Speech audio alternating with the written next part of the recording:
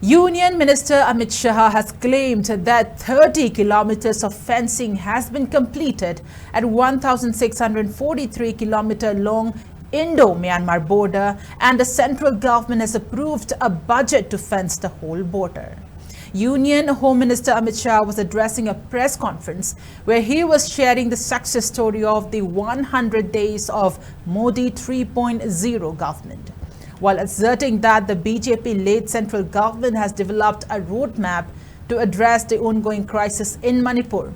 Amit Shah said the central government is actively engaging with both Kuki and Meitei communities to find a mutually acceptable solution, while suggesting the infiltration from Myanmar was the root cause of the problem.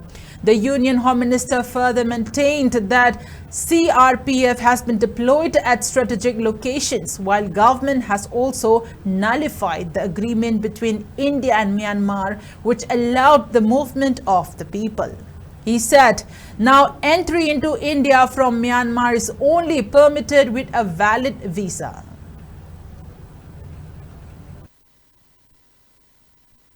Bharat Myanmar सीमा इसका fencing शुरू कर दिया है। 30 kilometre fencing समाप्त हो चुका है और पूरी 1500 किलोमीटर से ज्यादा जो सीमा है इसको फेंसिंग करने का बजट भारत सरकार ने अप्रूव कर दिया है। हमने वहां पर स्ट्रेटेजिक जगहों पर सीआरपीएफ को सफलतापूर्वक लॉन्च करने का कार्यक्रम भी समाप्त कर दिया है।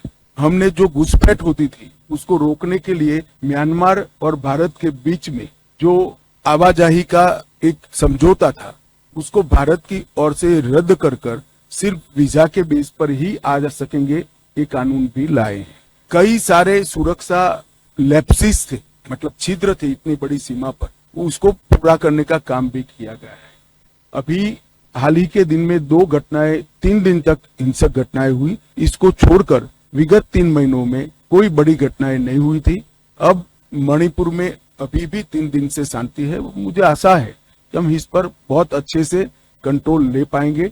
स्थानीय दोनों जातियों से हमारा संवाद भी है, क्योंकि नस्लीय हिंसा है। जब तक संवाद होकर दोनों के बीच में समाधान नहीं होता कोई परिणाम नहीं निकल सकता। हम कुकी ग्रुप्स के भी चर्चा कर रहे हैं और मतई ग्रुप से भी चर्चा कर रहे हैं और आने वाले दिनों में लगभग सभी प्रकार के प्रयास करने के लिए हमने हमारा रोड मैप बनाया है।